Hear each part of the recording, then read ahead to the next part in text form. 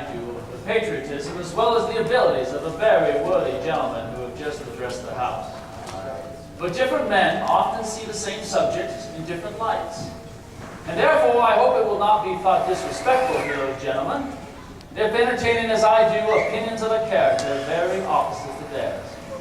I shall speak forth my sentiments freely and without reserve. This is no time for ceremony. The question before this House is one of awful moment for this country. For my own part, I consider it nothing less than a question of freedom or slavery. We're not slaves. It's a question of tyranny. And in proportion to the magnitude of the subject ought to be the freedom of the debate. It is only in this way that we can hope to arrive at truth and fulfill the great responsibility which we hold towards God and our country. Should I hold back my opinion at such a time as this through fear of giving offense, I should consider myself guilty of treason towards my country and an act of disloyalty towards the majesty of heaven, which I revere above all earthly kings. Mr. Henry, do not rush us into war. Mr. President, it is natural for men to indulge in the illusions of hope. We are apt to shut our eyes against the painful truth and listen to the song of that siren till she transforms us into beasts. Is this the part of wise men engaged in a great and arduous struggle for liberty? Are we disposed to be of the number of those who, having eyes, see not, and having ears, hear not the things which so naturally concern their temporal salvation? For my own part, whatever anguish of spirit it may cost, I am willing to know the truth. To know the worst and to provide for it. You would have our families butchered tight. I have but one lamp by which my feet are guided, and that is the lamp of experience. I know of no way of judging the future but by the past, and judging by the past, I wish to know what there has been in the conduct of the British ministry these last 10 years to justify the hopes with which the gentlemen are pleased to solace themselves and this House. You can always hope for peace. Mr. Morgan's associates work for the American cause. Isn't that insidious smile with which our petitions have lately been received? Indeed it has. It is that insidious smile with which our petitions have been received. Trust it not, sir, it shall prove a snare to your feet. Suffer not yourselves to be betrayed with a kiss. Ask yourselves how this gracious reception of our petitions comports with the warlike operations which cover our waters and darken our lands. Even now, are fleets and armies necessary for a work of love and reconciliation? Nay. Have we shown ourselves so unwilling to be reconciled that force must be called in to win back our love? I ask the gentlemen, what mean this martial array, if it be not to force us into submission? Can the gentleman assume any other possible motive for it? Has Great Britain any enemy in this quarter of the world to call for all this accumulation of armies and navies? No, sir, she has not. They are meant for us. They are sent to bind and rivet upon us those chains with which the British ministry have been so long forging. And what have we to oppose them? Shall we try argument? Sir, we have been trying that these last 10 years. Have we anything new to offer on the subject? Nothing. We have held this subject up in every light of which it is possible, but it has been all in vain. Shall we resort to entreaty and humble supplication? What terms shall we find which we have not already exhausted? Patience. If we mean to preserve inviolate those inestimable privileges with which we have been so long engaged, and which we have pledged ourselves never to abandon until the glorious object of our contest shall be obtained, we must fight. I repeat it, sir, we must fight. To arms!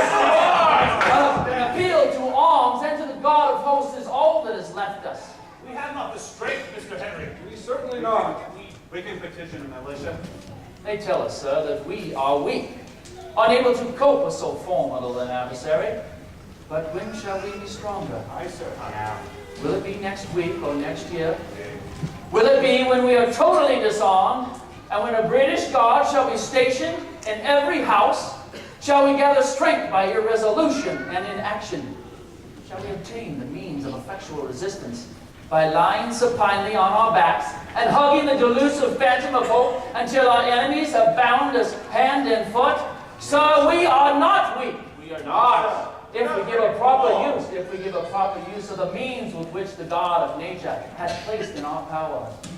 3 millions of people armed in the holy cause of liberty, and in such a country as we possess, are invincible to any force which our enemies can set against us. Our hearts. Besides, sir, we shall not fight our battles alone. There is a just God in heaven who rules in the destinies of nations, The God of peace. and who will raise up friends to fight our battles for us. You bet it's idiot. Besides, sir, we have no election.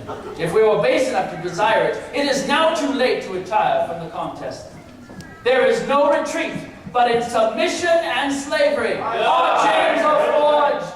Their clanking may be heard on the chains in the plains of Boston. The war is inevitable, and let it come. Wait for peace. I repeat, sir, let it come. Now, to arms, sir. It is in vain, sir, to extenuate the matter.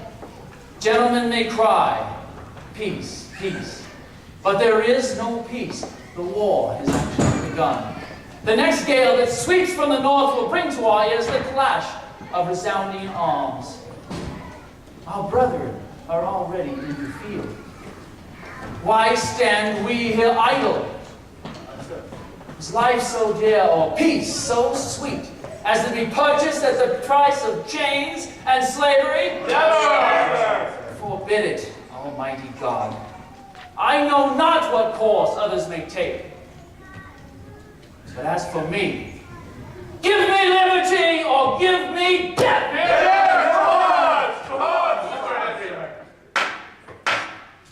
The question is on the adoption of the resolution of the gentleman from Hanover. As many as are in favor, say aye. Aye! As many as are opposed, say no. No! The ayes have it, and the resolution is adopted. The words of Patrick Henry, they can still be heard today. Gentlemen may cry, peace, peace, but there is no peace. Give me liberty, or give me death. 13 colonies, faced with the fate of slavery and death, or of liberty, prepare to engage in war the greatest empire on the earth. The words of Patrick Henry were profound, but they were but a prologue to the bravery and dedication of the men and women of the families across the country who were willing to give everything in the name of freedom. Soon other voices would be heard. It would call for that same cause, such as Thomas Paine. These are the times that try men's souls. The summer soldier and the sunshine patriot will in this cause shrink for the service of their country.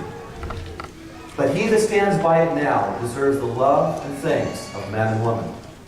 Or from the pen of Thomas Jefferson, we hold these truths to be self-evident, that all men are created equal, that they are endowed by their Creator with certain unalienable rights, that among these are life, liberty, and the pursuit of happiness.